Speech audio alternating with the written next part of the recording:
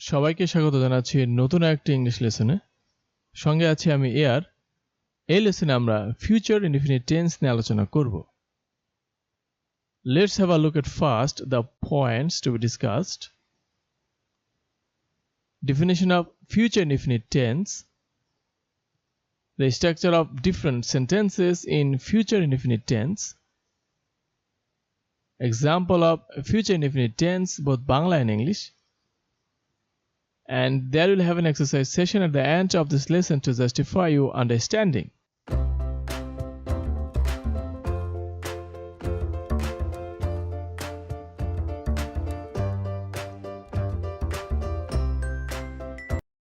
Future indefinite tense expresses an action that will happen in the future. ভবিষ্যতে কোনো কাজ সংঘটিত হবে বোঝালে ভার্বের ফিউচার ইনডিফিনিট টেন্স হয়। বাংলায় চেনার উপায়: বাংলা ক্রিয়ার শেষে সাধারণত ব, বে, বেন এদের যে কোনো একটি থাকবে।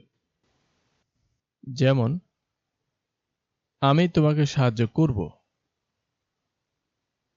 ফারিয়া একটি ল্যাপটপ কিনবে। ভবিষ্যতে তিনি একজন সৎ রাজনীতিবিদ হবেন। বাক্যগুলো ফিউচার ইনডিফিনিট টেন্স, তার কারণ এই বাক্যগুলোতে আমরা দেখতে পাচ্ছি বাংলা ক্রিয়ার শেষে যথাক্রমে ব, বে এবং বেন আছে। এছাড়াও বাক্যগুলোতে ভবিষ্যতে কাজগুলো সংঘটিত হবে তা বোঝানো হচ্ছে।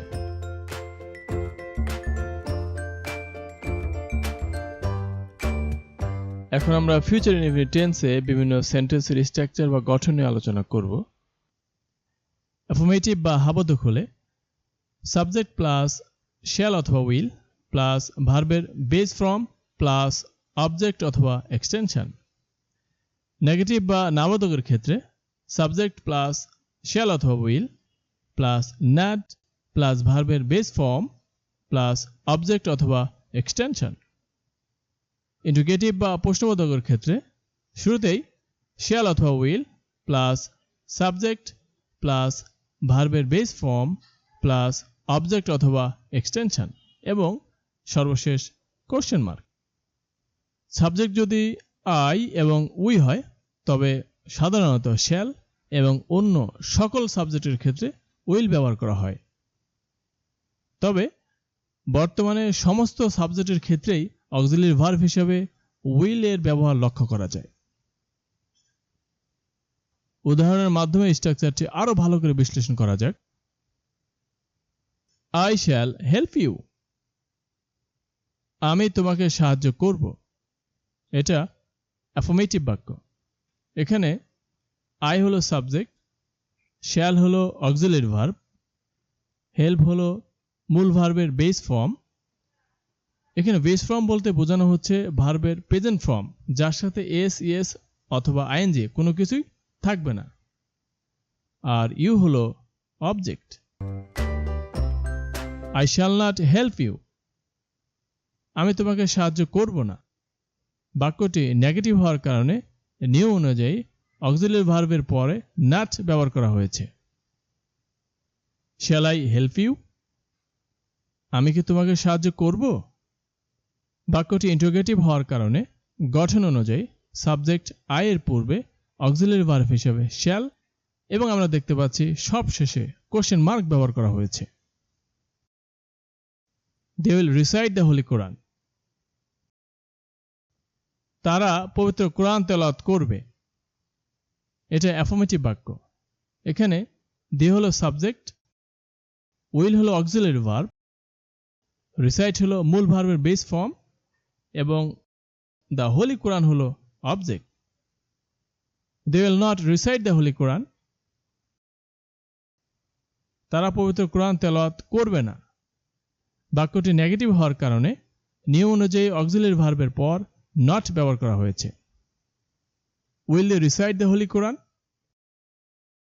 তারা কি পবিত্র কোরআন তেলাওয়াত করবে? বাক্যটি ইন্টারোগেটিভ হওয়ার কারণে গঠন অনুযায়ী সাবজেক্ট দে এর পূর্বে অক্সিলিয়ারি ভার্ব উইল এবং আমরা দেখতে পাচ্ছি সব শেষে কোশ্চেন মার্ক ব্যবহার করা হয়েছে।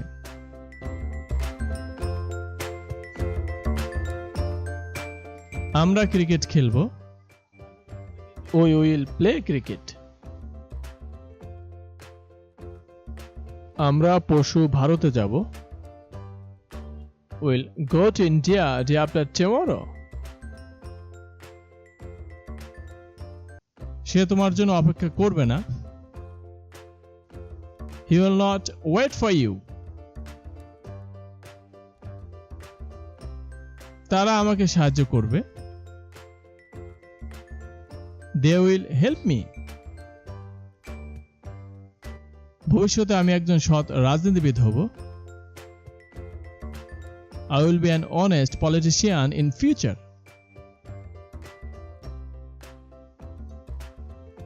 আমরা ইংরেজি শিখব.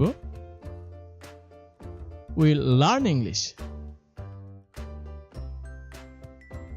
আমি আপনার সাথে এটি সম্পর্কে কিছুই বলবো না. I shall not say anything about it with you.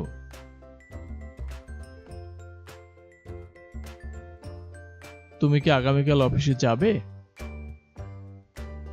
Will you go to office tomorrow? কাজটি শেষ হতে আরো 2 ঘন্টা সময় লাগবে. It will take another 2 hours to complete the work.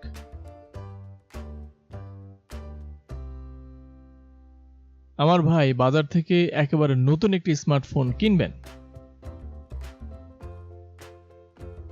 My brother will purchase a brand new smartphone from market.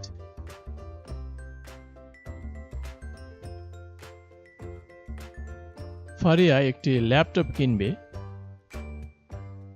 Faria will buy a laptop. Now it's your time. Try to say or write the following sentences in English using future indefinite tense. তিনি কি বইটি পছন্দ করবে?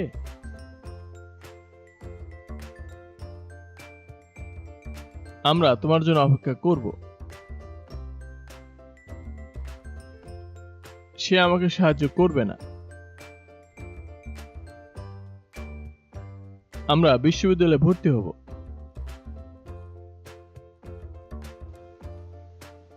If you have any questions related to future indefinite tense, feel free to make a comment.